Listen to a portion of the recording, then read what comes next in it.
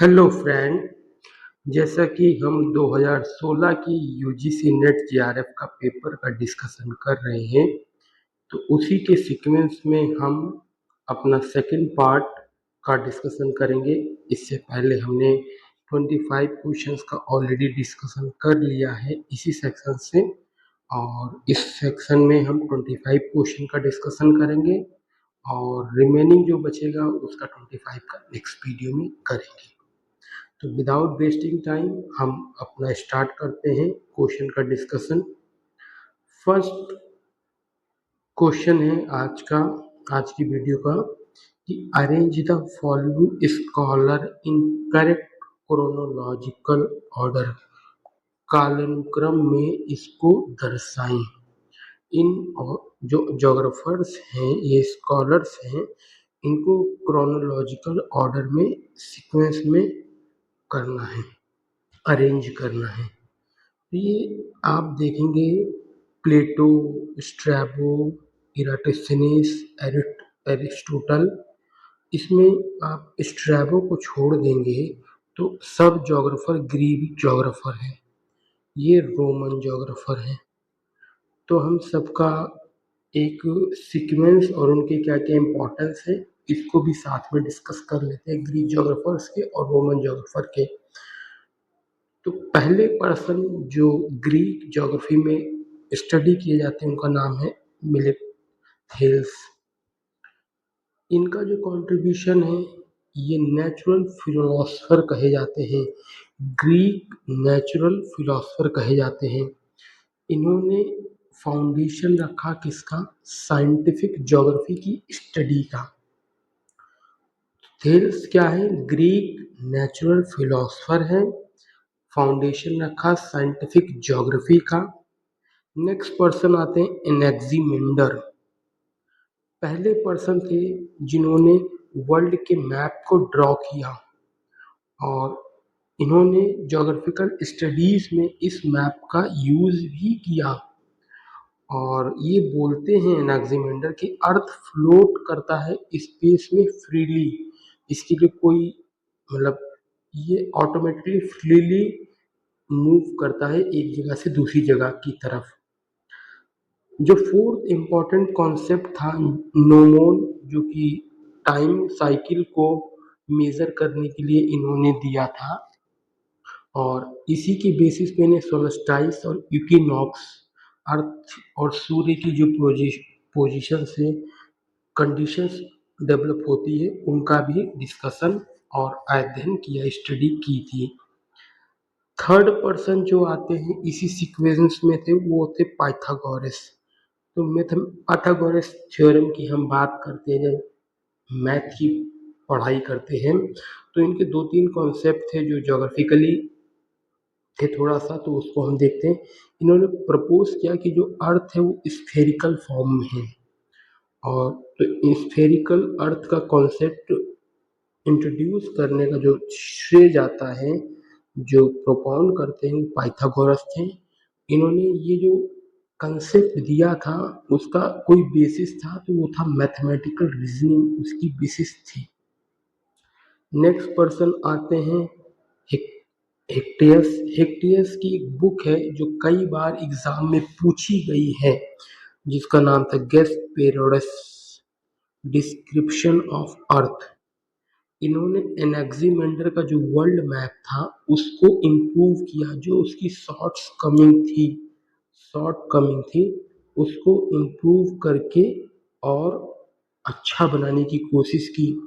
इन्हें फादर कहा जाता है डिस्क्रिप्टिव ज्योग्राफी का, और इन्होंने वर्ल्ड को 3 पार्ट में डिवाइड किया, एक तो यूरोप, दूसरा एशिया, तीसरा इन्होंने लीबिया, जिसको अफ्रीका बाद में कहा इन्होंने।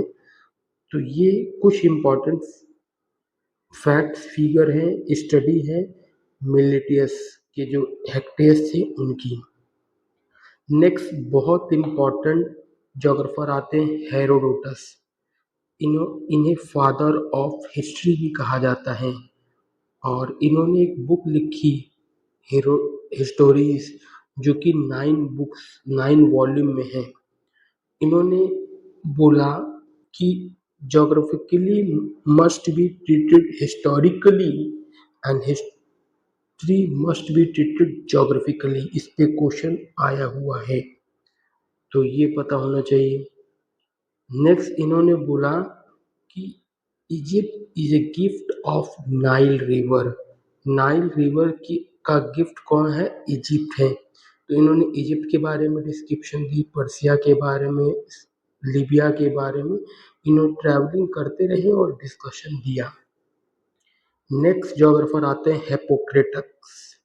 इन्होंने एक बुक लिखी एयर, वाटर एंड प्लेसेस के नाम से, और इन्होंने जो क्लाइमेट होता है उसको ह्यूमन हेल्थ के साथ एंड उसकी बिहेवियर के साथ अटैच किया, उसकी स्टडी की। उन्होंने जो ट्रॉपिकल एरिया है उस एरिया का जो क्लाइमेट है, वहाँ के लोगों का कैसा ह्यूमन हेल्थ होता है, कैसा बिहेवियर होता है, उसको डिटरमाइन किया, उसको स्टडी की। और एनवायरमेंटल डिटर्मिनिज्म की जब हम बात करते हैं कि एवरीथिंग डिसाइडेड बाय नेचर, प्राकृतिक ही सबको डिसाइड कर रहा है, उसके फाउंडेशन करने का श्रेय भी हिप्पोक्रेटस को जाता है। नेक्स्ट पर्सन बहुत इम्पोर्टेंट आते हैं, जो पॉलिटिकल ज्योग्राफी के फादर भी कहे जा सकते हैं। इन्होंने ही मतलब कई सारी पॉलिटिक्स की जो बात ओपनली और फुल फ्लेजेड किसी ने की है स्टेट और नेशन की, उनका नाम है प्लेटो। इन्होंने एक बुक लिखी है रिपब्लिक, जो आज तक रिलेवेंट है, आज भी पढ़ी जाती है।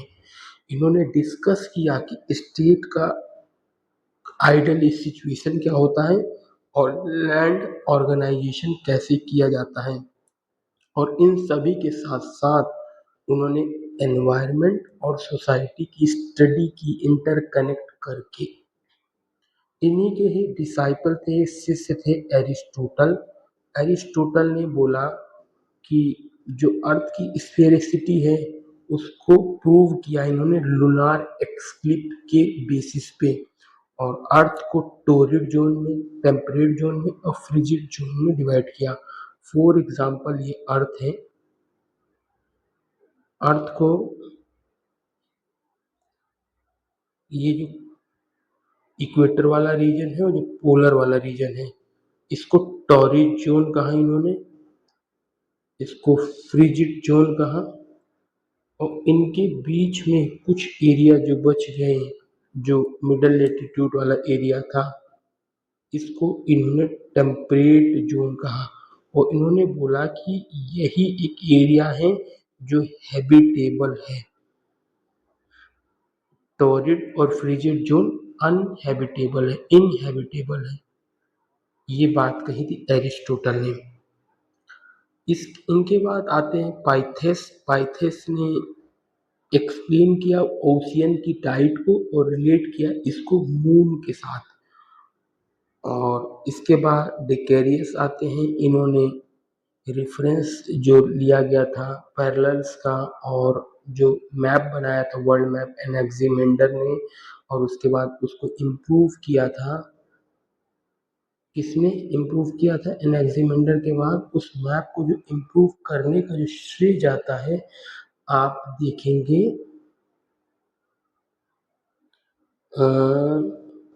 मैप को इम्प्रूव करने का एनेक्सिमेंडर ने ही मेन मैप बनाया था वैसे तो, और इम्प्रूव करने का श्रेय जो जाता है वो हिप्पियस को जाता है।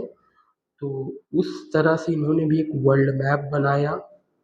और उसके बाद आते हैं इराटोस्थेनिस, जिन्हें फादर ऑफ ज्योग्राफी भी कहा जाता है। फादर ऑफ ज्योग्राफी, इन्होंने ज्योग्राफी टर्म को क्वाइन किया। इनकी एक बुक है ज्योग्राफिका, एंड में क्या है के ए, ये याद रखना आप। ये 3 वॉल्यूम में आई, और ये लाइब्रेरियन थे, एलेक्जेंड्रिया जगह है वहाँ पर, और इन्हें फादर ऑफ ज्योग्राफी तो ऑलरेडी कहा जाता है। इन्होंने अर्थ के सरकमफेरेंस की भी स्टडी की और उसको इन्होंने इवेल्युएट किया। और इसी सीक्वेंस में नेक्स्ट ज्योग्राफर आते हैं हिपार्कस। हिपार्कस ने लैटिट्यूड और लॉन्गिट्यूड सिस्टम की स्टडी की और उसको डेवलप किया। इन्हें मैथमेटिकल का फाउंडर भी कहा जाता है, मैथमेटिकल फाउंडर पाइथागोरस को भी कहा जाता है। और इसी के साथ साथ हिपार्कस ने मेजर जो काम किया, कैलकुलेशन करके लैटिट्यूड लॉन्गिट्यूड का सिस्टम को डेवलप किया। Last geographer, most important geographer जो ग्रीक जोग्राफी में कहा जाता है, पोसिडोनियस हैं। इन्होंने अर्थ सरकमफेरेंस की स्टडी की। इससे पहले किसने स्टडी की थी? इराटोस्थेनीज ने स्टडी की थी। और इन्होंने टाइड को, ओशियन को और क्लाइमेट को एक साथ स्टडी की और इंटरलिंकिंग में देखा। नेक्स्ट रोमन जोग्राफर आते हैं स्ट्रैबो। इन्होंने एक बुक लिखी ज्योग्राफी का। अभी हमने देखा ज्योग्राफी का और ज्योग्राफी का, इनके ज्योग्राफिका में सी ए आता है। ये 17 वॉल्यूम में निकला। इन्हें फादर ऑफ रीजनल साइंस भी कहा जाता है। नेक्स्ट पर्सन आते हैं टॉलमी। टॉलमी ने भी ज्योग्राफिया लिखी। इनकी बुक है ज्योग्राफिया, उनकी है ज्योग्राफिका और ज्योग्राफिका। तीन अलग अलग बुक कंफ्यूजिंग कर सकती है, इसलिए जो के ए से है आखिरी में वो इराटोस्थेनीज से रिलेटेड है। जो बी ओ ओ सी ए से रिलेटेड है, स्ट्रैबो से रिलेटेड है। और टॉलमी की बुक तो आई है ज्योग्राफिया, सिंपल सी बुक है। इन्हें फादर ऑफ मैथमेटिकल ज्योग्राफी भी कहा जाता है। इन्होंने दो तरह की प्रोजेक्शन का भी डेवलपमेंट किया, एक स्टीरियोग्राफिक एंड ऑर्थोमॉर्फिक। इन्होंने दो प्रोजेक्शन को भी डेवलप किया था। तो ये ब्रीफ डिस्कशन हमने किया है ऑल ज्योग्राफर्स का, ग्रीक एंड रोमन का। कुछ इंपॉर्टेंट फैक्ट्स भी देख लेते हैं जो ज़्यादातर क्वेश्चन पूछा जाता है। फादर ऑफ ज्योग्राफी कौन है? इराटोस्थेनीस। इराटोस्थेनीस। ज्योग्राफी को टर्म किसने क्वाइन किया है? इराटोस्थेनीस। अर्थ का मेजर किसने किया सरकमफेरेंस को? इराटोस्थेनीस। अभी हमने यहाँ पर ही पढ़ा, अर्थ के सरकमफेरेंस की स्टडी की थी इराटोस्थेनीस ने। उसके बाद किसने की थी? पोसिडोनियस ने। फादर ऑफ रीजनल ज्योग्राफी किसको कहा जाता है? स्ट्रैबो को। यहाँ पर आप देख सकते हैं father of regional geography Strabo को कहा जाता है। डिस्क्रिप्टिव ज्योग्राफी के फादर किसको कहा जाता है? Hecataeus. Hecataeus. And spherical earth and climatic zone की कौन बात करता है? एरिस्टोटल। क्लाइमेट ह्यूमन रिलेशन की बात कौन करता है? हिपोक्रेटस। नाइल डेल्टा के फॉर्मेशन से बात कौन करता है? वो हेरोडोटस। ये भी बोलते हैं कि Egypt is a gift of Nile. Midnight sun observation की बात कौन करता? पाइथेस। तो कुछ इंपॉर्टेंट फैक्ट फिगर हैं जिनके बारे में बात की गई है। तो अब हम अपने क्वेश्चन पे चलते हैं और हम देखते हैं कि क्या इसका सीक्वेंस करेक्ट है। एरिस्टोटल, इराटोस्थेनीस, प्लेटो, स्ट्रैबो। हमें पता है एरिस्टोटल और प्लेटो के आपस में कुछ रिलेशन है। तो प्लेटो के डिसाइपल कौन है? एरिस्टोटल। चलो भाई। और इराटोस्थेनीस क्या है? वो इन दोनों की ही बाद आए हैं, ये भी हमें पता है। अब तो स्ट्रैबो सबसे आखिरी में है, चलो ये भी पता है हमें। फॉर एग्जांपल इराटोस्थेनीस के बारे में नहीं पता है अभी, बट प्लेटो और एरिस्टोटल के बारे में तो ऑलमोस्ट सब जानते हैं कि प्लेटो गुरु थे, एरिस्टोटल चेला था। और स्ट्रैबो रोमन ज्योग्राफर है, तो इन तीनों के ही बाद आए होंगे। तो फोर्थ की जो पोजीशन है वो सबसे आखिरी में होगी। तो दो ऑप्शन ऑटोमेटिक एलिमिनेट हो जाते हैं भाई। अब बचता है कि थर्ड पहले आएगा और फर्स्ट सेकंड आएगा। दोनों केस में यही हो रहा है कि थर्ड पहले आ रहा है, फर्स्ट बाद में आ रहा है, थर्ड पहले आ रहा है, फर्स्ट बाद में आ रहा है। तो अब हमें इराटोस्थेनीस की नॉलेज होना जरूरी है। तो इराटोस्थेनीस इन तीनों के ही बाद आते हैं। तो पहले position Plato, second Aristotle, third Eratosthenes, fourth Strabo. तो आंसर क्या होगा? 4। नेक्स्ट जो हमारा क्वेश्चन है, कुछ ऑथर्स दिए गए हैं और कुछ उनकी बुक्स दी गई हैं और उससे रिलेटेड हमें कुछ बातें करनी है। तो ऑटो श्लूटर जोग्राफर है, इनके बारे में एक कुछ जानकारी हम देख लेते हैं और उनकी कौन सी बुक है इसका भी हम देखते हैं। तो ऑटो श्लूटर क्या है कि इन्होंने फाउंडेशनल फ्रेमवर्क प्रदान किया। किसको? आप देखेंगे कल्चर को और सेटलमेंट को। कैसे? अर्लैंड शाफ्ट एक एरिया नेचुरल एरिया है, बट ह्यूमन इंटरवेंशन से यहाँ पर कल्चर डेवलप हो रहा है, उसको कल्चर लैंडस्केप कहा गया। Laid the foundation stone for culture geography, किसने? ऑटो श्लूटर का नाम आता है। चलो ये हमें पता चल गया।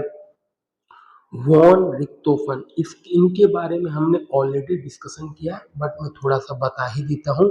इन्होंने क्वाइन किया सिल्क रोड और सिल्क रूट के बारे में, एओलियन हाइपोथेसिस दिया फॉर सॉइल फॉर्मेशन के बारे में, और लोसिस थ्योरी दी है इन्होंने वॉन रिक्टोफन ने। थर्ड है ऑस्कर पेशल।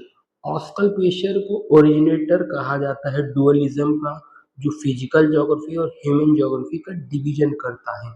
इनकी एक बहुत फेमस बुक है डॉस ऑसलैंड, एंड सेकंड इनकी फेमस बुक है races of man and their geographical distribution. Races of man and their geographical distribution. Next person Friedrich Ratzel, इनके बारे में भी हमने ऑलरेडी बात किया है। इन्होंने एंथ्रोपोजोग्राफी नाम से बुक पब्लिश की, जो 2 वॉल्यूम में आई। पहले में इन्होंने फिजिकल ज्योग्राफी पे मेजर फोकस किया, सेकंड में इन्होंने ह्यूमन ज्योग्राफी पे मेजर फोकस किया। इन्हें father of human geography and father of political geography भी कहा जाता है। पॉलिटिकल ज्योग्राफी की इनकी बहुत फेमस बुक है पॉलिटिक्स ज्योग्राफी, जो कई बार एग्जाम में पूछी गई है। इन्होंने लेबनसरम का कॉन्सेप्ट दिया, और इन्होंने ऑर्गेनिक स्टेट और लिविंग स्टेट का भी कॉन्सेप्ट दिया, जिसमें राइज होगा किसी का और फॉल होगा उसके बारे में बताया गया है। चलिए अब हम देखते हैं पॉलिटिकल ज्योग्राफी की, हमने बाद में देखा तो पॉलिटिकल ज्योग्राफी से कौन मैच होगा? रेडजेल जी मैच हो जाएंगे। ऑस्कर पेशल से कौन मैच होगा? दास ऑल ऑकलैंड। चलो तो डी फोर का ए कहाँ पर देखने को मिलता है हमें? 2 ऑप्शन मिल गए। थर्ड का क्या आएगा? बी। थर्ड का बी कहाँ पर मिलेगा? एक ऑप्शन। तो हमारा करेक्ट आंसर क्या है? फर्स्ट। तो फर्स्ट ऑटो स्लूटर ने बुक लिखी visible content of landscape. Landscape के बारे में यहाँ बात हो रही है ऑलरेडी, आप इससे कनेक्ट करेंगे। वॉन रिक्टोफन का major work on China, China के वर्क के बेसिस पे इन्होंने लॉसिस थ्योरी दी थी। एंड पॉलिटिकल ज्योग्राफी से रिलेटेड कौन है? रेडजेल, ऑस्कर पेशल, दास ऑसलैंड से रिलेटेड है। नेक्स्ट सेम पैटर्न है, ऑथर दिया हुआ है, बुक आइडेंटिफाई करनी है कि कौन सी नॉट मैच्ड है। इसमें मैच द फॉलोइंग नहीं, मैच करना है इसमें। तो पहले ऑथर का नाम है इब्न खल्दून, इनकी एक बुक है मुकद्दिमा। ये एनवायरमेंटल डिटर्मिनिज्म की बात करते हैं, और ये फील्ड इनका जो था पॉलिटिकल ज्योग्राफी पे इनका मेजर फोकस रहा था। इब्न खल्दून पॉलिटिकल ज्योग्राफर रहे हैं, मुकद्दिमा इनकी बुक है, और एनवायरमेंटल डिटर्मिनिज्म पे भी ये स्टडी करते हैं। तो मुकद्दिमा इनके जस्ट सामने लिखिए, तो मतलब ये आंसर नहीं है हमारा। सेकंड पर्सन है अल बल्खी, और थर्ड पर्सन है आपका अल मसूदी, और फोर्थ पर्सन है अल बरूनी। तो पहले हम अल मसूदी की बात करते हैं। अल मसूदी ने अर्थ स्फेरिकल है उसके बारे में बात किया। इन्होंने इंडियन मानसून को अकाउंट किया अपनी बुक में, और इन्होंने वर्ल्ड के जो था उसको 7 पार्ट में रीजन में डिवाइड कर दिया। किस बेसिस पे किया? डिवीजन का कोई बेसिस भी तो होगा, बेसिस था लैंग्वेज। और इनकी बहुत फेमस बुक थी किताब मुराजुल दहाब, जिसे गोल्डन मिडोज के नाम से भी जाना जाता है। किताबुल हिंद किसने लिखी? ये अल बरूनी ने ही लिखी है। और अल बरूनी ने कॉन्सेप्ट दिया जो जियो सेंट्रिक कॉन्सेप्ट के नाम से जाना जाता है। और इन्होंने 2 बुक और लिखी है, रिशला और अल ताहिद। और जब हम अल बल्खी की बात करते हैं तो किताबुल अशकाल, ये क्लाइमेटिक एटलस है, क्लाइमेटिक एटलस है जिसमें क्लाइमेट के बारे में बात की है इब्न बल्खी ने अल बल्खी ने। और क्लाइमेटिक को डेटा इन्होंने लिया, जो अरब के कई सारे ट्रैवलर्स आते थे उनसे इन्होंने डेटा लिया और उसको प्रिपेयर करके फर्स्ट क्लाइमेटिक एटलस बनाया, जिसको किताबुल अशकाल के नाम से भी जाना जाता है। तो 3 ऑप्शन तो हमारे इसमें करेक्ट है, बट हमारे क्वेश्चन के मुताबिक इनकरेक्ट है। तो इसका करेक्ट आंसर क्या होगा? अल मसूदी। अल मसूदी की बुक का क्या नाम है? किताब मुराजल दहाब। रूट्स एंड रिलेम किसकी बुक है? ये इब्न हौकाल की बुक है, तो ये भी आपको याद होना चाहिए। चलिए हम नेक्स्ट क्वेश्चन पे चलते हैं। Who propounded the humanistic school of geography? 4 person है। वोलपार्ट की बात की जाती है, तो वोलपार्ट बिहेवियरल ज्योग्राफी से अपनी स्टडी को लिंक करते हैं। उनका एक बहुत बड़ा बहुत फेमस पेपर है, decision process in spatial context. कैसे डिसीजन लिया जाता है एक स्पेशियल कॉन्टेक्स्ट में, उसमें बिहेवियर का क्या रोल है, उसी पे इन्होंने बात की है। और ये बिहेवियरल ज्योग्राफी के प्रोपाउंडर भी कहे जाते हैं। नेक्स्ट पर्सन है किर्क, ये भी बिहेवियरल ज्योग्राफी से लिंक्ड है। तो इसमें पूछा है who founded humanistic school of geography, तो 2 ऑप्शन तो हमारे नहीं है। थर्ड ऑप्शन पे हम देखते हैं तुवान एंड फोर्थ है हार्वे। हार्वे एक मार्क्सिस्ट ज्योग्राफर थे, रेडिकल ज्योग्राफर थे। इनकी बुक 2 बहुत फेमस है, जो पूछी गई है एग्जाम में, आप उसको याद कर सकते हैं, लिख सकते हैं। पहली बुक का नाम है social justice and city. Second book का नाम है कंडीशन ऑफ पोस्ट मॉडर्निटी। ठीक है, तो इसका जो राइट आंसर है वो वाइफू तुहान है। ये ह्यूमनिस्टिक स्कूल ऑफ ज्योग्राफी के फाउंडर कहे जाते हैं। इन्होंने 1976 में फर्स्ट टाइम ह्यूमनिस्टिक ज्योग्राफी को फॉर्मलाइज किया। और इन्होंने ह्यूमन के एक्सपीरियंस की बेस पे इस स्कूल ऑफ थॉट का क्रिएशन किया। और इन्होंने कॉम्प्रिहेंसिव अंडरस्टैंडिंग की बेस पर जो ह्यूमन एनवायरनमेंट रिलेशनशिप है, इस स्कूल ऑफ थॉट को इस्टेब्लिश किया था।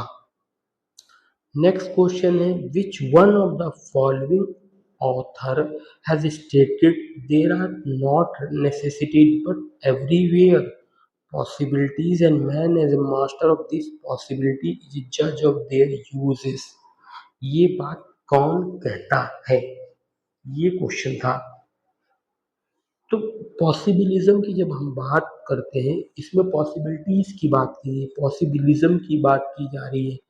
तो इन चारों ऑप्शन में जब आप देखेंगे तो जो लुसियन फेब्रे जी हैं, उन्हें फादर ऑफ पॉसिबिलिज्म भी कहा जाता है। उनकी एक बहुत फेमस बुक है the geographical induction to history.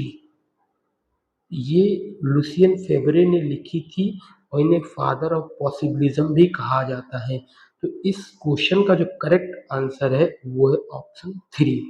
But और ऑप्शंस की भी हम डिस्कशन करते हैं। सैंपल, जो कि रेटजेल के डिसाइपल थे, ये लेडी थी, अमेरिकन ज्योग्राफर थी। इन्होंने इन्वायरमेंटल डिटर्मिनिज्म को फॉलो किया।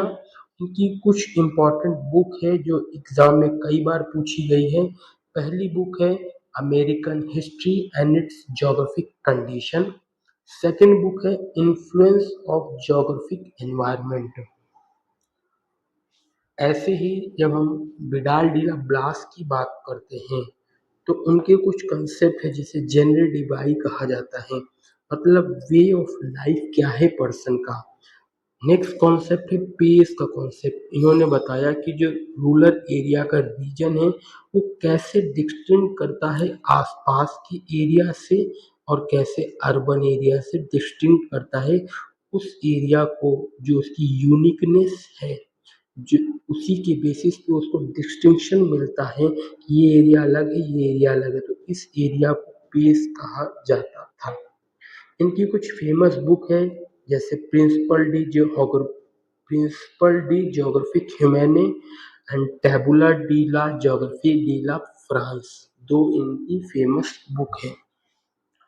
नेक्स्ट जो पर्सन है ऑप्शन में वो है डर्कहीम। डर्कहीम मेनली सोशियोलॉजी से रिलेटेड स्कूल ऑफ थॉट और स्कूल ऑफ आइडिया में काम करते हैं, इसलिए इनका मेजर कंट्रीब्यूशन तो एज सच कोई देखने को नहीं मिलता है ज्योग्राफी में, बट इनके जो आइडिया थॉट है वो ह्यूमन ज्योग्राफी और ह्यूमनिस्टिक ज्योग्राफी से मैच करता है।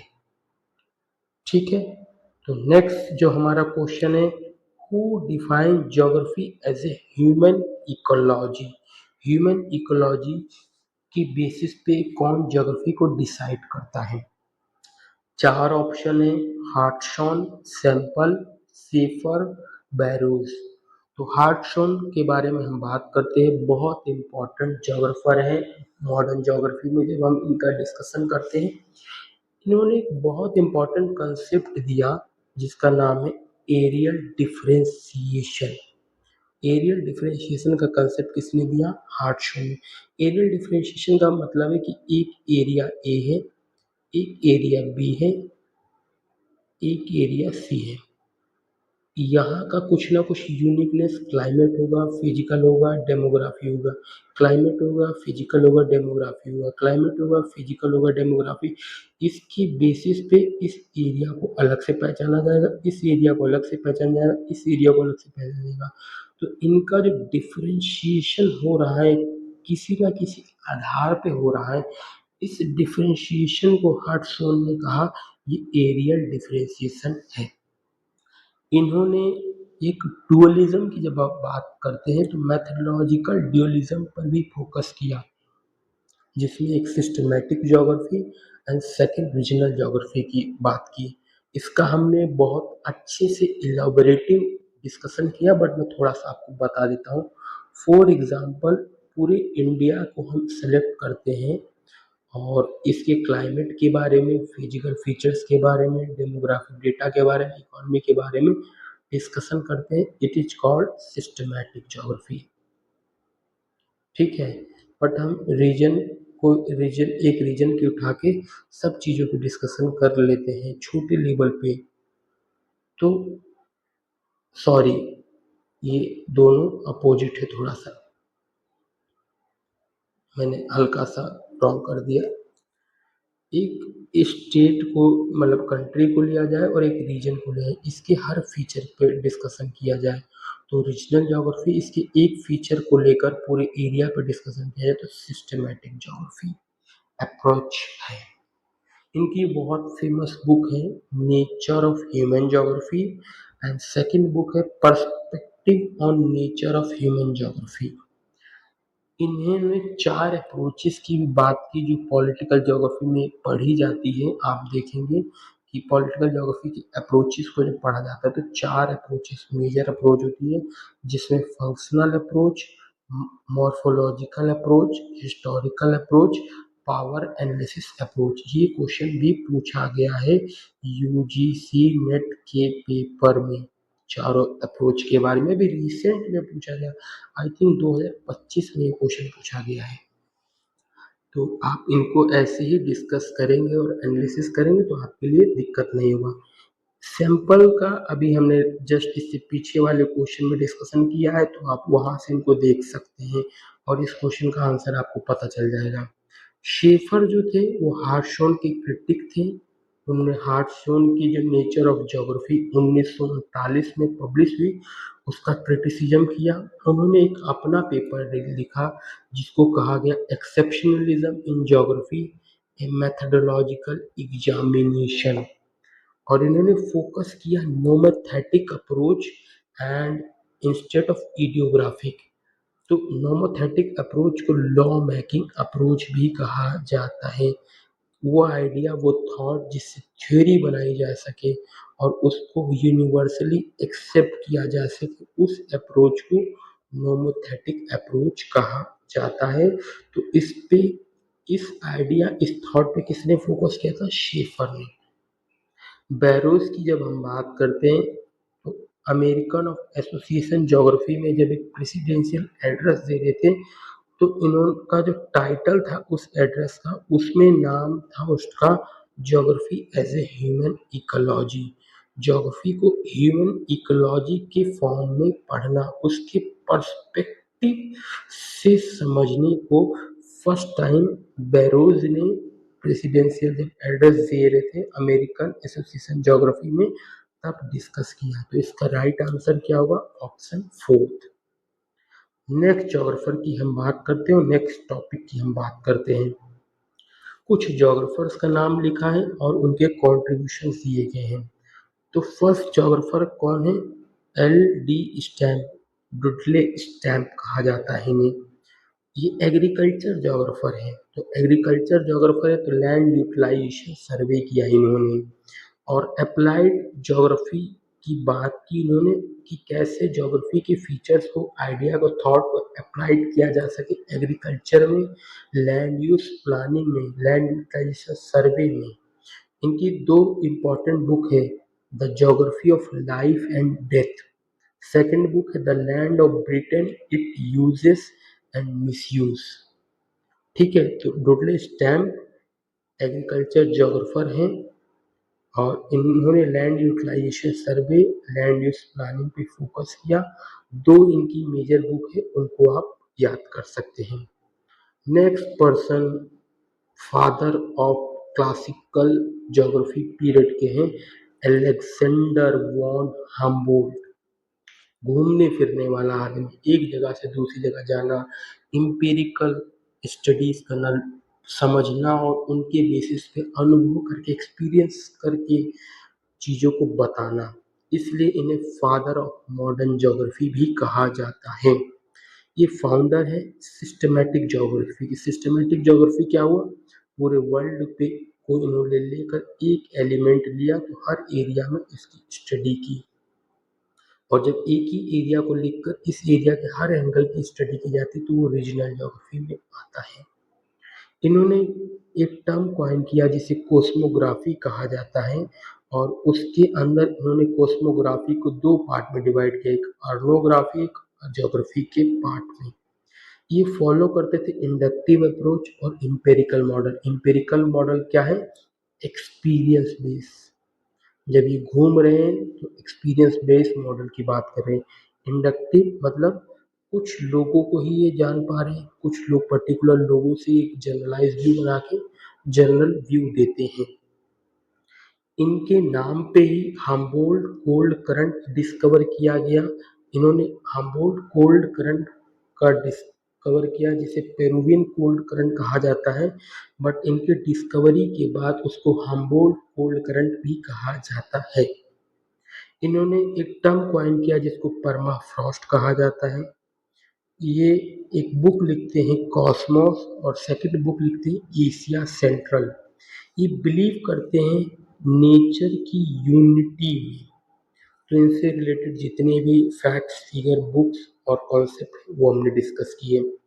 रिचर्ड हार्टसोन के बारे में हमने ऑलरेडी भी प्रीवियस क्वेश्चंस में ही डिस्कशन किया है। आर्य डिक्सन की जब हम बात करते हैं तो इनकी कुछ बुक्स हैं सिटी, रीजन एंड रीजनलाइजेशन, और इन्होंने कंसेप्ट दिया culture city region. Culture region, culture city नहीं, कल्चर रीजन का कंसेप्ट किसने दिया? आर्य डिक्सन ने। अब हम इन सारे डेटा, फैक्ट्स, फिगर, कॉन्सेप्ट और के बेसिस पे हम अपने आंसर को देखते हैं। तो great Britain uses miss uses of land किसने दिया? डुडले स्टैम्प ने। तो फर्स्ट का सी होना चाहिए, तो हम दो एलिमिनेट कर ले जाते हैं। ठीक है, कॉस्मोस बुक किसने दी? हम्बोल्ट ने। तो सेकंड का डी, जैसे हम ये दो मैच करते हमारा आंसर आ जाता है। रिचर्ड हार्टसोन ने बुक लिखी नेचर ऑफ ज्योग्राफी 1939 में। आर्य डिक्सन की जो बुक है मेकर्स ऑफ मॉडर्न ज्योग्राफी। तो हमारा करेक्ट आंसर है फोर्थ ऑप्शन। ठीक है, नेक्स्ट है literacy rate as per census of 2011। State दिए हैं त्रिपुरा, गोवा, मिजोरम, केरला, और हमें मैच तब करना है। बट हमें ये पता है कि केरला की लिटरेसी सबसे हाईएस्ट है। चलिए, हमें एक इन्फॉर्मेशन पता है, तो इसमें हम सबसे ज़्यादा देख रहे हैं भाई बी है, तो केरला को जैसे बी से मिलाएंगे तो हमारा क्या आता है, 4 को बी से मिलाया तो 2 ऑप्शन एलिमिनेट हो जाते हैं। ठीक है, अब इसके बाद किसकी आता है कि कौन मतलब सबसे ज़्यादा लिटरेट है। मिजोरम को भी हमने सुना कि बहुत ज़्यादा लिटरेट है और अभी हाईली में फुल्ली लिटरेट स्टेट का दर्जा भी मिला है। तो थर्ड को ए से मिलाते हैं चलो हम, और थर्ड को ए से मिलाएंगे तो ऑप्शन ए 2 बचता है, तो ये करेक्ट आंसर है हमारा। चलिए नेक्स्ट टॉपिक पे चलते हैं। तो फैक्ट्स फिगर इसमें कुछ समझाने का नहीं है, ये रटने का सब्जेक्ट है, मतलब ये टॉपिक्स, तो इसमें कुछ ऐसा बताने का कुछ खास नहीं मिलता है। Decadal growth of population as per census 2011, किस जगह पे सबसे ज़्यादा डिकेडल ग्रोथ हुई है। तो फर्स्ट जब आप देखेंगे कि सबसे ज़्यादा कहाँ पर ग्रोथ हुई है, तो दमन एंड दीव के बारे में आपको पता होगा कि सबसे ज़्यादा डिकेडल ग्रोथ हुई है वो दमन एंड दीव में देखने को मिलती है। चलो भाई, तो बी सेकंड का सी ऑप्शन कहाँ पर है, 3 जगह पर है यहाँ पर, तो बट ठीक है हम मैच करते हैं, कोशिश करते हैं। सबसे कम कहाँ पर देखने को मिलता है हमें, ये हमारा अब ऑप्शन होना चाहिए। सबसे कम जो ऑप्शन है वो अरुणाचल प्रदेश में देखने को मिलता है।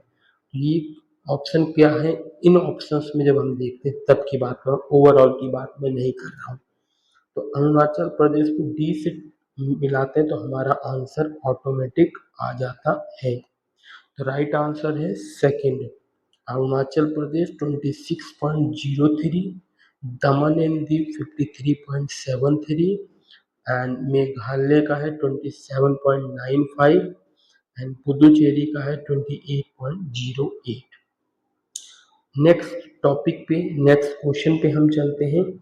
कुछ विलेजेस के टाइप दिए हैं, उनकी डेफिनेशन दी है। हम कुछ रूरल सेटलमेंट इंडिया में देखते हैं कैसे होता है। क्लस्टर और न्यूक्लिएटेड सेटलमेंट, ये आपको कहाँ पर देखने को मिलेगा, ये आपको पता होना चाहिए क्योंकि ऐसे क्वेश्चन कई बार हुए। जहाँ पर सोर्स ऑफ वाटर बहुत कम होता है वहाँ पर देखने को मिलेगा। जहाँ पर सिक्योरिटी इशू ज़्यादा है वहाँ पर देखने को मिलेगा कि लोग एक्सटर्नल फैक्टर की वजह से एक जगह रहने को आते हैं, उससे जो सेटलमेंट पैदा होता है उसको क्लस्टर और न्यूक्लिएटेड सेटलमेंट भी कहा जाता है। नेक्स्ट है सेमी क्लस्टर फ्रेगमेंटेड, या आपको ज़्यादातर नॉर्थ इंडिया के खासतौर से उत्तर प्रदेश के गांव में देखने को मिलेगा कि हरा भरा शहर है, मतलब हरा भरा गांव है, कुछ ऐसा डरने का सोर्स ऑफ वाटर का दिक्कत नहीं है, तो सब इधर उधर आराम से रह रहे हैं। हैमलेट कहाँ देखने को मिलेगा आपको, पहाड़ी एरिया में। डिस्पर्स कहाँ देखने को मिलेगा, माउंटेनस एरिया में। चलिए ये तो कुछ सेटलमेंट की बात की। अब हम अपने ऑप्शंस वाले जो टाइप्स ऑफ विलेज दिए उनकी डेफिनेशन की बेसिस पे देखते हैं। तो हम डेफिनेशन पढ़ेंगे फिर उसके बाद हम टाइप्स ऑफ विलेजेस को मिलाने की कोशिश करेंगे। ठीक है, तो ये हमारा मेजर मतलब काम है अभी। तो villages which have developed eight A intersection of road, intersection of road की आसपास यदि कोई होगा तो क्या वो ग्रीन विलेज होगा, क्रूसीफॉर्म विलेज होगा, डिस्पर्स विलेज होगा, स्ट्रीट विलेज होगा, हमें नहीं आइडिया। चलो अभी इसको रोक देते हैं। With house and church cluster around a small village green, green की बात कर रहा है, हमें कुछ हिंट मिला। हाँ जी भाई ये ऑप्शन है, तो ए का बी कहाँ है, 2 ऑप्शन में मिलता है, एलिमिनेट कर दिया 2 को जो नहीं है। फाउंड अलोंग रूट वे और where condition have impeded lateral development of settlement, इस पे भी कुछ हिंट नहीं मिला, रोक दिया।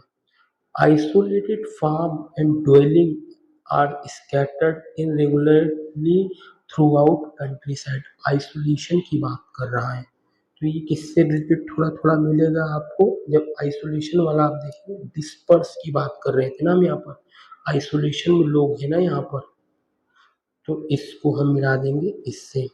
तो थर्ड डी इसमें ये दोनों में देखने को मिल रहा है, बी दोनों में देखने को मिल रहा है। अब हमारे पास कंफ्यूजन है कि भाई आंसर क्या होगा। Cruciform village, street village. तो क्रूसीफॉर्म विलेज क्या होता है कि क्रूसीफॉर्म इस सेक्शन को, इस मतलब जो इमेज है उसको कहा जाता है जो इंटरसेक्शन में डेवलप होता है। तो सेकंड का ए, ये कहाँ पर देखने को मिलेगा, थर्ड फोर्थ ऑप्शन। तो करेक्ट आंसर हमारा फोर्थ हो जाता है। नेक्स्ट जो हमारा टॉपिक है वो है असर्शन एंड रीजन बेस पे, कि lossless model is less restrictive than Kristaller model because loss treated each section as having separate range, threshold and hexagonal hinterland। तो ये करेक्ट है। अब हम इनके दोनों के थोड़ा सा डिफरेंसेस और सिमिलरिटी को देखते हैं। क्रिस्टालर का जो CPT centre place theory model है वो लैंडस्केप के बारे में बताता है कि फुल्ली डेवलप्ड लैंडस्केप जो होगा, ऑल सेटलमेंट पैटर्न जहाँ देखने को मिलेगी, जहाँ पर हायरार्किकल लेवल होगा, ऑर्डरिंग होगी, स्पेसिंग होगी और फुलेस्ट लेवल ऑफ डेवलपमेंट देखने को मिलेगा, वहाँ पर ये मिलेगा।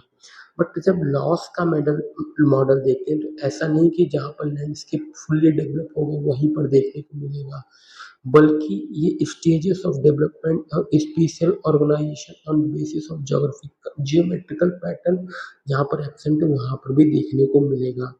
क्रिस्टालर का मॉडल मोस्टली डेवलप्ड कंट्री में देखने को मिलता है और लॉस का मॉडल मोस्टली डेवलपिंग कंट्री में देखने को मिलता है। और क्रिस्टालर का मॉडल रैंक साइज रूल के आसपास जो आइडिया है जिसको जी के जिफ ने दिया उससे रिलेटेड थोड़ा सा आता है। प्राइमेट सिटी जिसको मार्क जेफरसन ने दिया उससे थोड़ा थोड़ा आइडिया मिलता है। इन दोनों ही मॉडल के बारे में मैंने प्रीवियस वीडियो में बहुत डिटेल में किया है और हमारे ही चैनल पे कुछ इंडिविजुअल मॉडल्स के वीडियो भी हैं, थ्योरीज के वीडियो हैं, उसमें आप इसको डिटेल में समझ सकते हैं, दोनों मॉडल, क्रिस्टालर का भी लॉस का भी। ठीक है।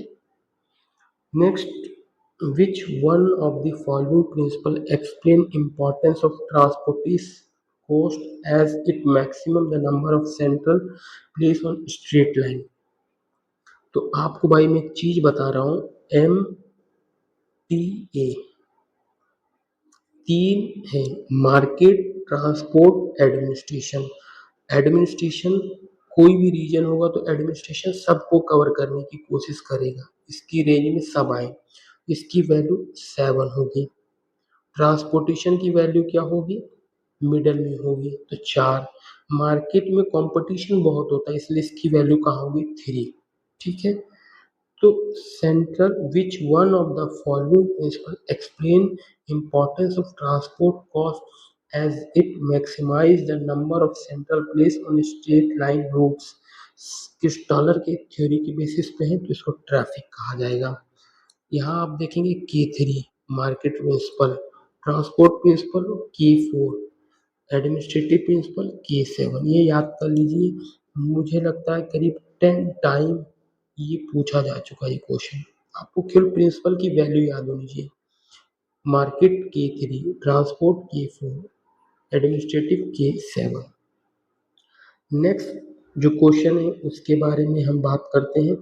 Which one of the following criteria is used by Census of India 2011 to define town? Town किस बेसिस पे डिफाइन किया जाता है, पॉपुलेशन डेंसिटी के बेसिस पे।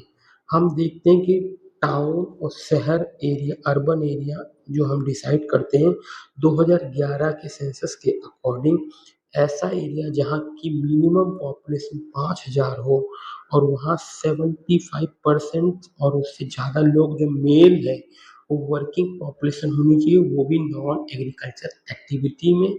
उस एरिया का 400 पर पर्सन स्क्वायर किलोमीटर डेंसिटी होना चाहिए। तो इन 3 क्राइटेरिया को यूज किया जाता है किसी भी अर्बन एरिया को डिफाइन करने के लिए। तो हम अपने नेक्स्ट क्वेश्चन का डिस्कशन करते हैं। हमारा क्वेश्चन है इन विच ईयर, ईयर पूछ रहा है, mark Jefferson examine the size relationship between primate city and next largest city in the study title the law of primate city. Earlier जो हमने क्वेश्चंस की डिस्कशन किए हैं उसमें मैंने ऑलरेडी आपको इसका आंसर बताया हुआ है, बट यहाँ पर भी बताता हूँ। तो इसका राइट आंसर है 1939। 1939 को दो चीज़ों के लिए बहुत इम्पोर्टेंटली आप याद कर सकते हैं यदि ईयर पूछा गया है तो। 1939 में प्राइमेट सिटी का कंसेप्ट दिया गया किसके थ्रू? मार्क जेफरसन के द्वारा। नेक्स्ट 1939 में ही हार्टशॉन की बुक आई है द नेचर ऑफ ज्योग्राफी, जो बहुत इम्पोर्टेंट बुक है और कई बार ये दोनों ही एग्जाम में पूछे गए हैं। अभी तक प्राइमेट सिटी के कॉन्सेप्ट और उनके ईयर के बारे में पूछा गया है।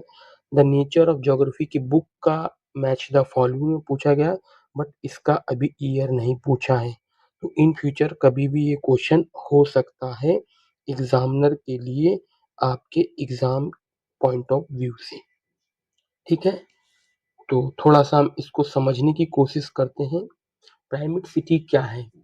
तो मार्क जेफरसन जिन्होंने इस कॉन्सेप्ट को दिया, एम जेफरसन ने, आप जब देखेंगे तो ये 1939 में दिया था इन्होंने कंसेप्ट, ये भी हमने देख लिया।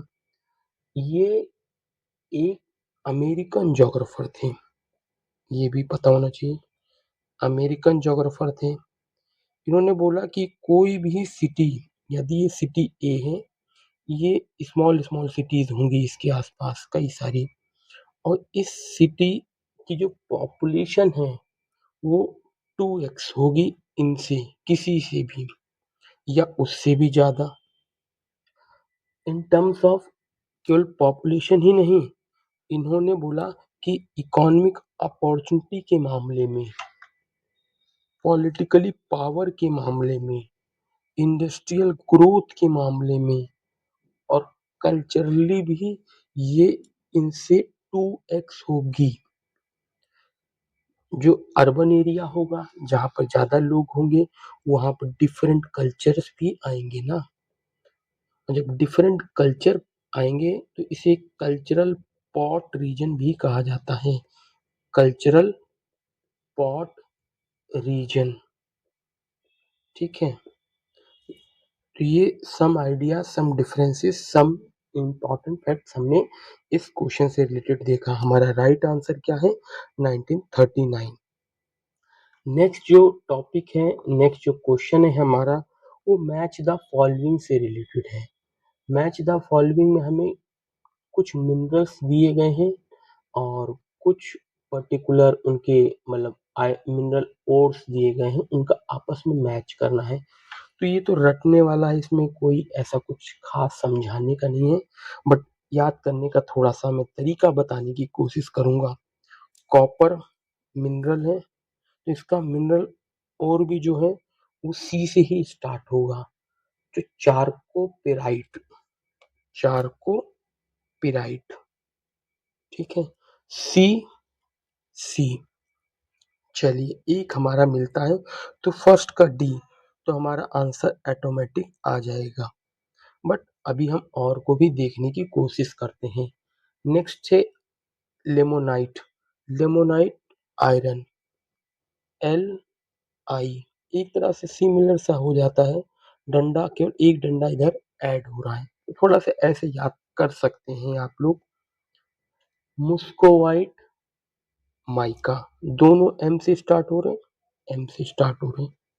चलिए, तो डी, सेकंड का बी, सी का ए, बॉक्साइट एल्युमिनियम, ये तो पता ही होगा।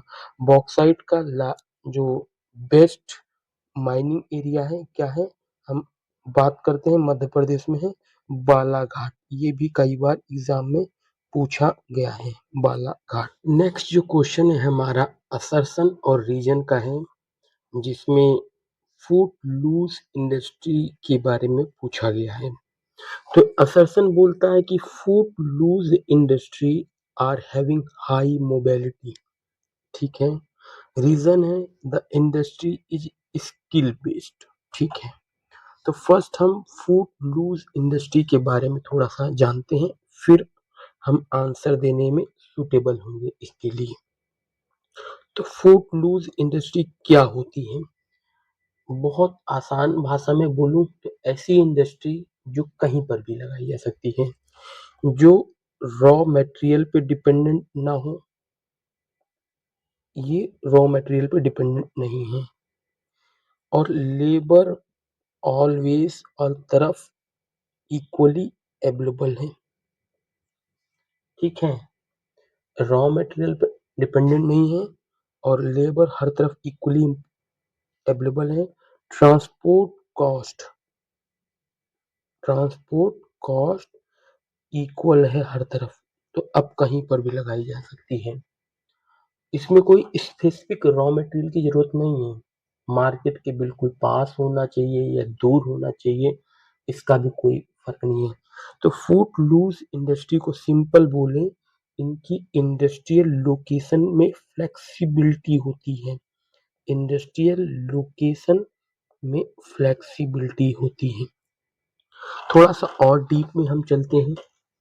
हमने अल्फ्रेड वेबर की इंडस्ट्रियल लोकेशन थ्योरी को पढ़ा है, और वो मेजर इंडस्ट्रियल लोकेशन थ्योरी मानी जाती है ज्योग्राफी में। उसमें तीन फैक्टर थे: ट्रांसपोर्टेशन कॉस्ट, सेकंड था लेबर कॉस्ट, एंड थर्ड था एग्लोमरेशन। इनमें भी ट्रांसपोर्टेशन कॉस्ट को हाईली प्रायोरिटाइज किया गया था वेबर के द्वारा, और उनमें एक ट्रायंगल बनाया जाता था जिसकी बेसिस पे हम डिसाइड करते थे कहाँ पर इंडस्ट्री लगाई जाएगी। और यदि यहाँ पर रॉ मटेरियल ए है और यहाँ पर रॉ मटेरियल बी है और ये मार्केट है, तो ट्रांसपोर्टेशन कॉस्ट यदि इस एरिया में इक्वल होता था, फिर उसके बाद हम मटेरियल इंडेक्स भी निकालते थे। वो सब इस पे हमने एक सेपरेट वीडियो डाली है, मात्र 15 मिनट की है, आप उसको देखेंगे तो समझ जाएंगे। तो हम यहाँ पर लगाते थे, सूटेबल होता ताकि ट्रांसपोर्टेशन कॉस्ट कम आए, और जो इस थ्योरी का मेन टॉपिक का नाम था मिनिमम कॉस्ट थ्योरी, उसको सपोर्ट कर सके। ठीक है। तो ये मेजर ऑब्जेक्टिव होता था अल्फ्रेड वेबर का। बट जब ट्रांसपोर्टेशन कॉस्ट इक्वल है, लेबर हर जगह अवेलेबल है, रॉ मटेरियल का कोई ऐसा मतलब प्रेशर नहीं है, तो मार्केट में जो इंडस्ट्री चाहे ए के पास लगे, चाहे बी के पास लगे, सी के पास लगे, कहीं पर भी लगे, कोई फर्क नहीं पड़ता है।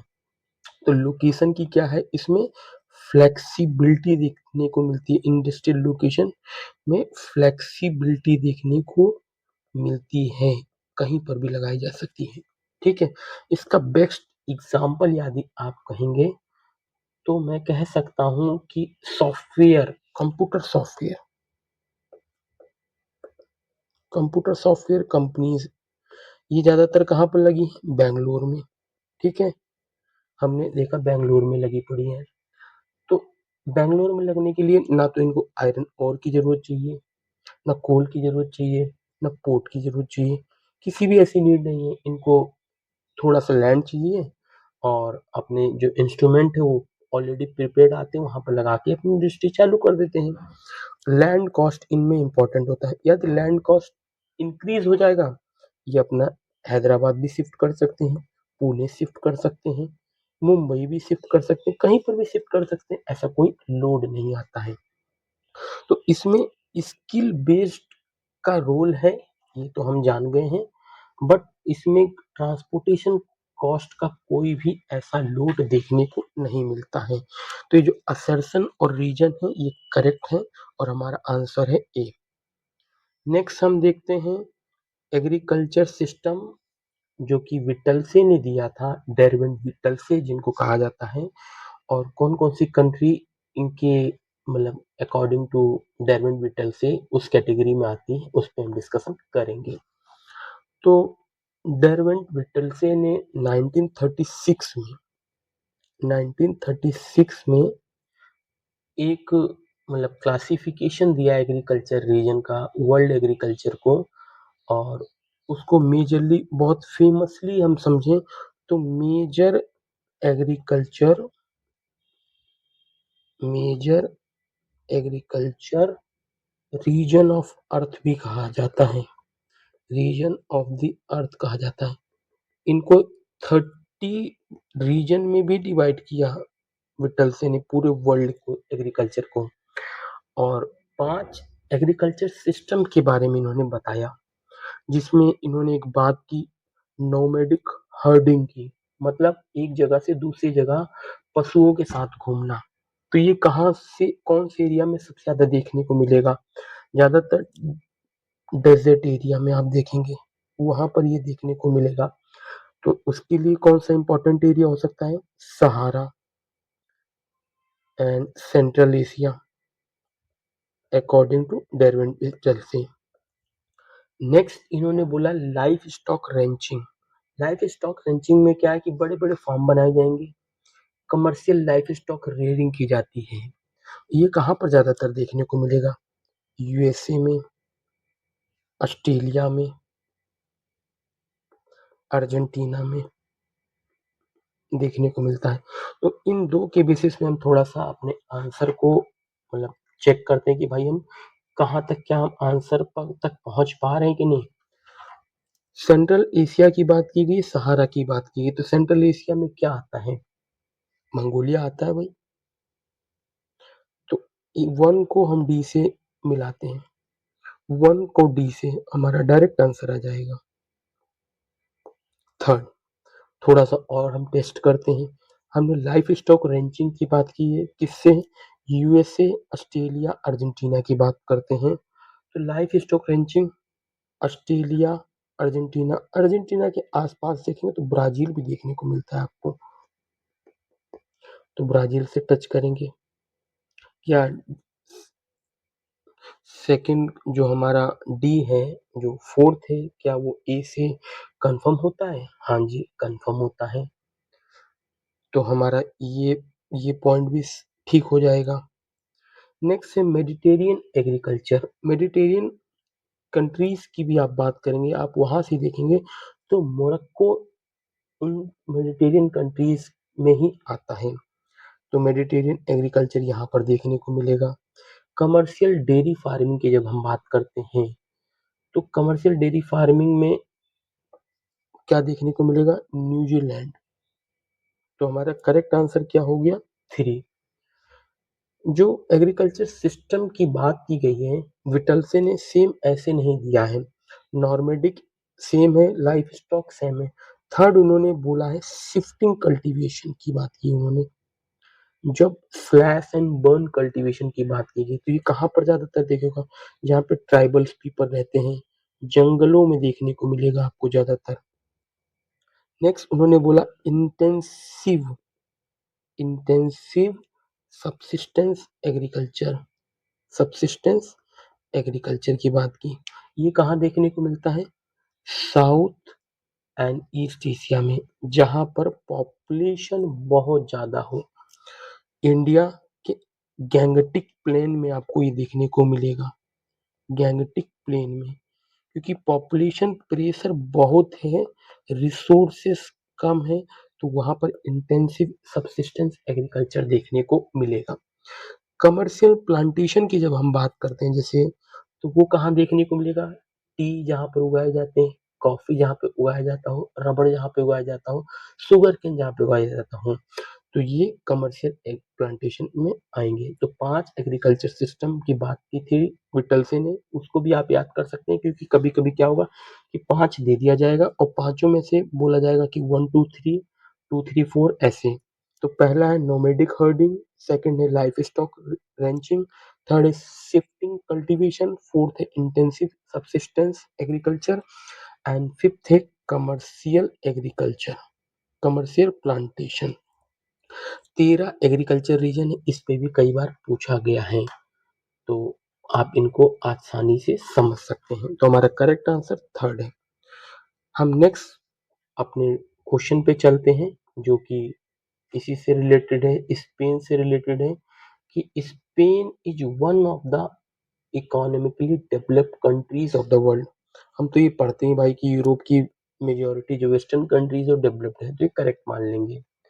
उसके पीछे इन्होंने रीजन दिया, it has vast mineral resource basis. क्या ये करेक्ट है? ऐसा नहीं है। Spain highly developed social market economy तो है और वर्ल्ड की 14 लार्जेस्ट बाय नॉमिनल इकोनॉमी भी कही जाती है। 14th largest by nominal economy, nominal GDP के बाद, नॉमिनल जीडीपी के बेसिस पे इसको कहा जाता है। इकोनॉमिक हेल्थ इस कंट्री का जब हम देखते हैं ग्रॉस डोमेस्टिक प्रोडक्ट के हिसाब से, तो इस पूरे नेशन का जो मतलब आप देखेंगे तो लार्जली रिच इकोनॉमिक्स है, वर्ल्ड की कंसिडर की जाती है। और एक तरह से थोड़ी सी ओपन इकोनॉमी है जहाँ पर ट्रेड एंड सर्विसेज बहुत अच्छे से होता है। बट जब हम वास्ट मतलब रिसोर्सेज की बात करते हैं तो कंट्री में इतने वास्ट रिसोर्सेज नहीं है जो केवल इसकी इकोनॉमिकली डेवलप्ड होने का एक रीजन हो। तो इसलिए ये ऑप्शन हमारा इनकरेक्ट होगा और आंसर हमारा थर्ड होगा। नेक्स्ट जो हमारा क्वेश्चन है कि which one of the following author identify three basic factor, तीन बेसिक फैक्टर आइडेंटिफाई किया गया है, करता है किस चीज से रिलेटेड, इंटरेक्शन से रिलेटेड बिटवीन रीजन। कौन से तीन फैक्टर है? Complementarily, intervening opportunity, transferability. तो चार ऑप्शन है, P R Y, E Taaffe, H L Gauthier and E L Ullman. तो इन चारों में से किनने ये चीज को आइडेंटिफाई किया है, इंटरेक्शन बिटवीन दीज तीन फैक्टर्स को, तो उसकी बात की गई है। तो इसका जो करेक्ट आंसर है वो है ई एल उलमान। ई एल उलमान से रिलेटेड एक चीज और बता दूं, इनकी एक थ्योरी है 1945 में जो कई बार क्वेश्चन पूछी गई है पीवाईक्यू में, जो कि C D Harris and E L Ullman ने दी थी, जिसका नाम है मल्टीपल न्यूक्लियर मॉडल। ठीक है, इसमें इंटरेक्शन में इन्होंने बताया कि तीन इंटरेक्शन मॉडल दिए इन्होंने बिटवीन द रीजन। यदि एक रीजन ए बी है और एक रीजन ए है, तो ये दोनों यदि एक की डिमांड है और एक की सप्लाई है और आपस में कॉम्प्लीमेंट्री है, यदि एक रीजन दूसरे रीजन का कॉम्प्लीमेंट्री है तो उसको कॉम्प्लीमेंट्रियलिटी के थ्रू इंटरेक्शन को बताने की कोशिश की एडवर्ड उलमान ने।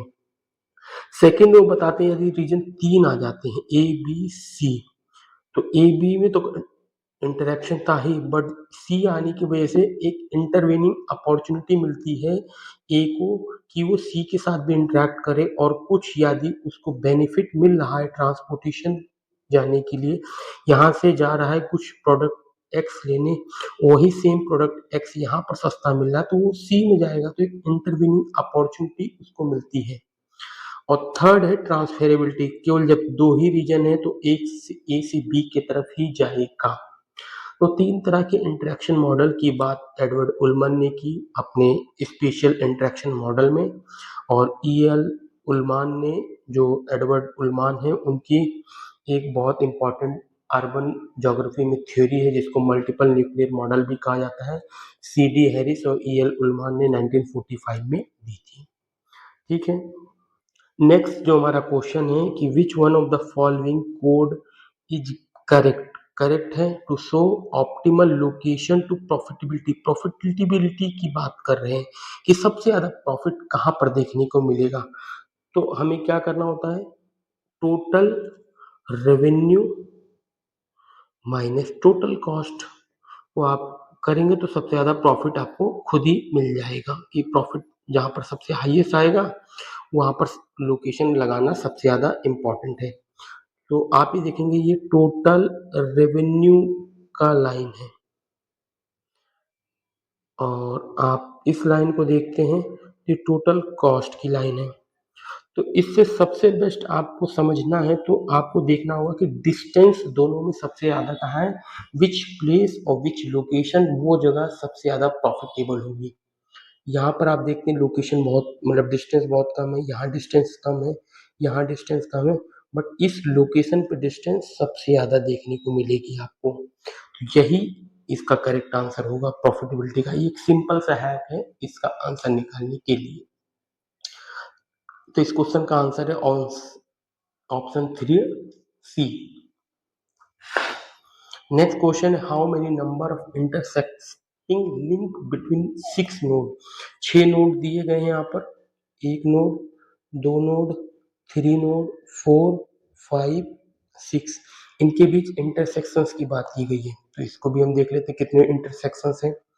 फर्स्ट, सेकंड, थर्ड, 4, 5, 6, 7, 8, 9, 9 इंटरसेक्शंस मिल गए हमें इस पूरे नोड में, 6 नोड में, 10, 11, 12। तो टोटल कितने नोड है, 12 नोड है इस 6 नोड का जो इंटरसेक्शन है उसमें। तो हमारा करेक्ट आंसर क्या हो जाएगा, question number option number 4। Next है डॉलिकोसिफेलिक ह्यूमन रेस है सिफेलिक इंडेक्स।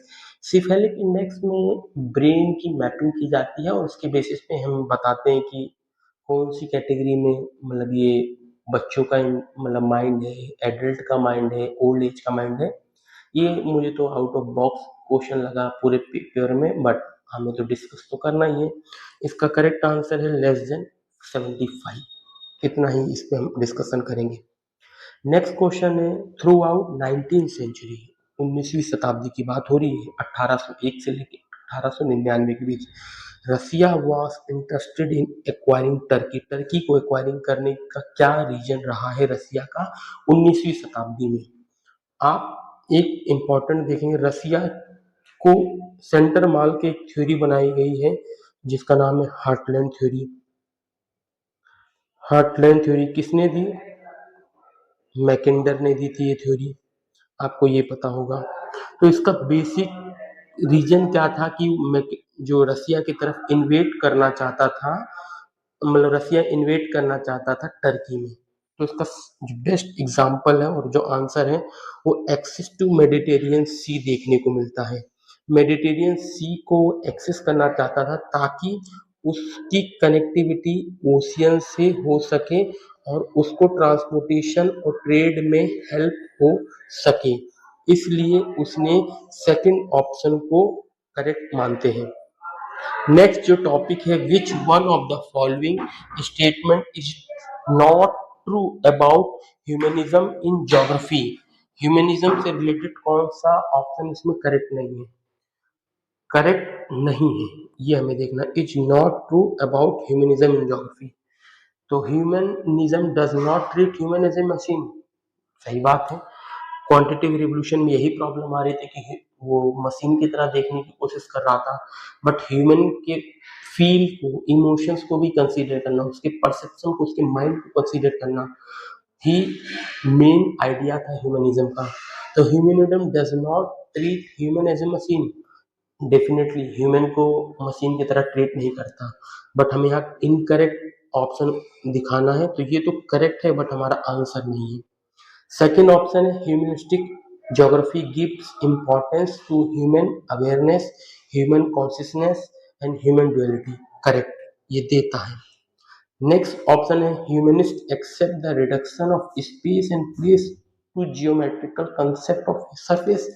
जब हम जियोमेट्रिकल कंसेप्ट की, मैथमेटिकल्स की बात कर रहे हैं, स्टैटिस्टिक्स की बात कर रहे हैं, तो it is quantitative revolution, not आपका बिहेवियरलिज्म और ह्यूमनिज्म का पार्ट नहीं है। तो इस वजह से इसका जो करेक्ट आंसर आप देखेंगे वो करेक्ट आंसर इसका होगा ऑप्शन 3। एंड इसका जो फोर्थ ऑप्शन है, humanism developed and criticise positivism and quantitative revolution. ये डेवलप ही किसको क्रिटिसाइज करके हुआ था, पॉजिटिविज्म को और क्वालिटेटिव रेवोल्यूशन को, ये भी करेक्ट है। तो ये चीजें इसकी बेसिक फीचर हैं, बट हमें नॉट जो उसका बेसिक फीचर है वो आइडेंटिफाई करना है। तो करेक्ट आंसर 3 इसका है। नेक्स्ट जो हमारा आज की वीडियो का लास्ट क्वेश्चन होगा वो है, काटामरीना काटामरीना क्या है? काटामरीना एक डायरेक्ट क्वेश्चन पूछा गया है। इसका राइट आंसर है a map of America prepared by Waldseemüller. Waldseemüller ने एक मैप प्रिपेयर किया जिसे काटामरीना के नाम से जाना जाता था। तो thank you for listening and watching. Please do like, comment and share with your friend. If you feel any query, if you feel any suggestion, please write in a comment box. Thank you for listening and watching.